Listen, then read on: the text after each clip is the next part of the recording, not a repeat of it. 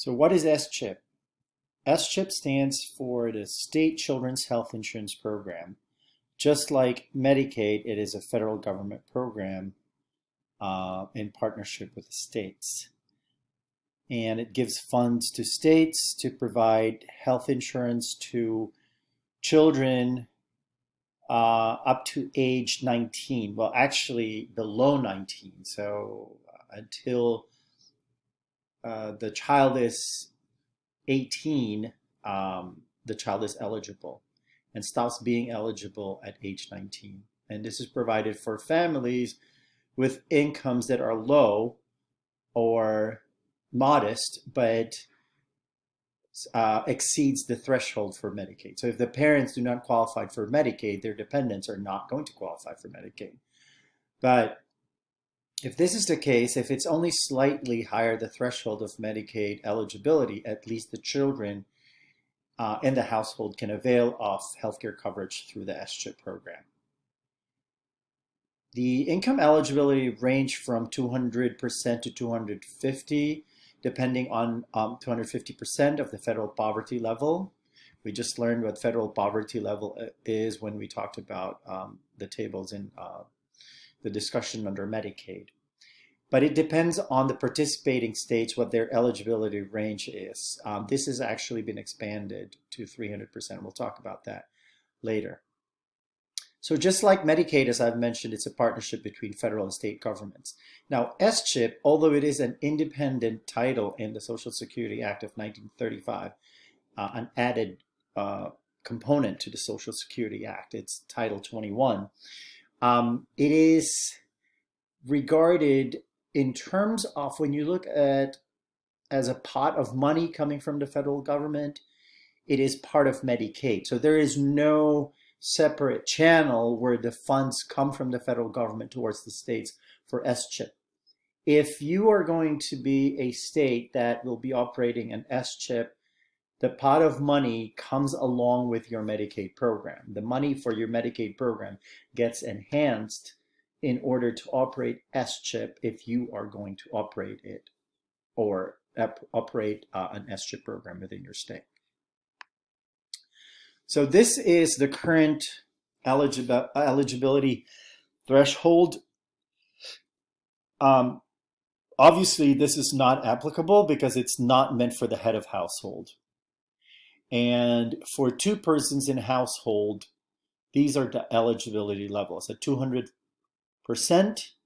at 250%, and at 300% of the federal poverty level effective 2019. Now, again, I'd like to repeat. This is the minimum, but these are choices that each state can make in terms of their eligibility threshold. So let's take a look at a family of three, say a single mom or a single parent.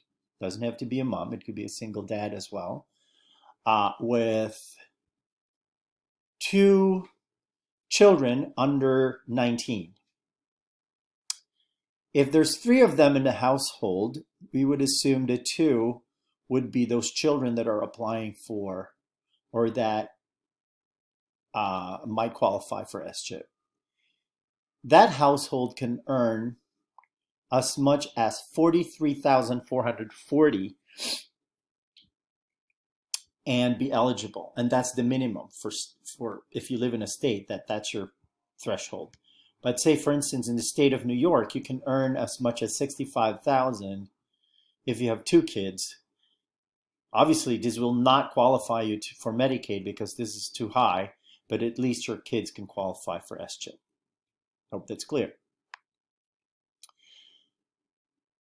So the programs are run by the individual states according to set requirements, again, by the federal government. And the requirements are done through the Centers for Medicaid and Medicare Services, that's CMS. States have some leeway on how they can design their SCHIP program. So the first type is you could design it as an independent program separate from Medicaid. So there will be a separate child health program. However, like I said, the pot of money comes along with the pot of money from the federal government that also has your Medicaid dollars. In the state of New York, this is how we do it because we have our own CHIP program called Child Health Plus. The second way a state can design their SCHIP program is to use the SCHIP funds to expand their Medicaid program. So it's also called SCHIP Medicaid Expansion Programs. Basically, you do not formally have a separate Child Health Plus or SCHIP program, but you incorporate it with your Medicaid program. You just include kids of those parents that earn more than the eligibility for Medicaid, but at least their kids get covered by Medicaid. So what happens here is that the parents still do not qualify for Medicaid, but at least their kids qualify for the Medicaid program under the eligibility threshold that is adopted by the state for their own SCHIP program. Or a state could also combine these approaches, so an SCHIP combination program. And as I have said, states received enhanced federal funds for their SCHIP programs at a rate above the regular Medicaid match. It's actually high, as much as 80 to 90%. So you raise 10 cents and the federal government is going to give you 90 cents. It was enacted in 1997, effective for 10 years. So the effectivity is always for 10 years. That means it needs to be reauthorized every 10 years. And it was the largest expansion of taxpayer-funded health insurance coverage for children in the United States since 1965 when Medicaid was enacted. As such, it was called Title 21 of the Social Security Act, and it was an example of bipartisanship that seems to elude us these days in Capitol Hill. It was co-sponsored by Senator Ted Kennedy, who was a Democrat. He's no longer with us. And he partnered with Senator Orrin Hatch, who is the senior senator from Utah. He is still the senior senator from Utah. He's still an incumbent. And at the time, Hillary Clinton was the first lady, and she was a strong supporter of the effort. SCHIP originally covered about 7 million children when it was instituted and enacted in 1997. So 2 proposals passed by the Congress in 2007 to reauthorize and expand SCHIP over the next 5 years was vetoed by President Bush. At the end, what he did was, towards the end of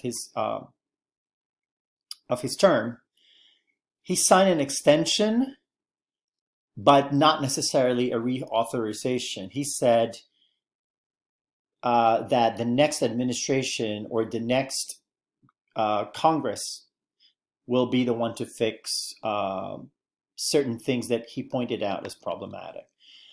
So when President Obama assumed the presidency, on January 29, 2009, the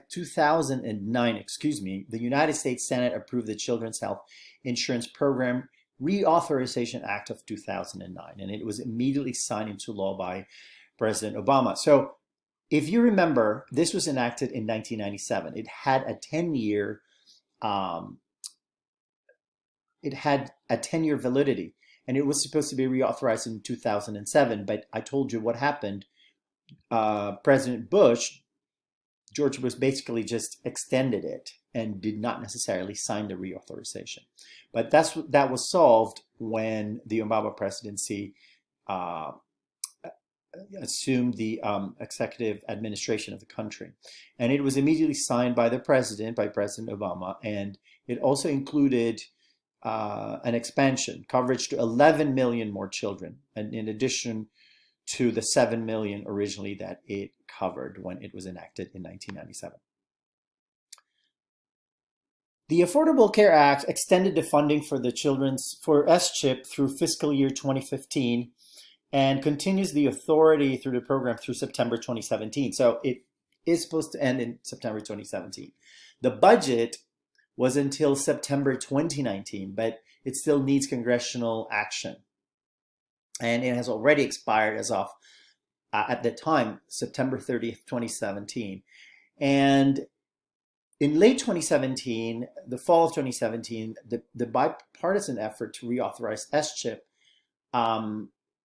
was being hammered away, but it missed the deadline. So there was actually a point in time where Schip was operating without official reauthorization, but some states had funds allotted to it, and they were operating on dwindling budgets.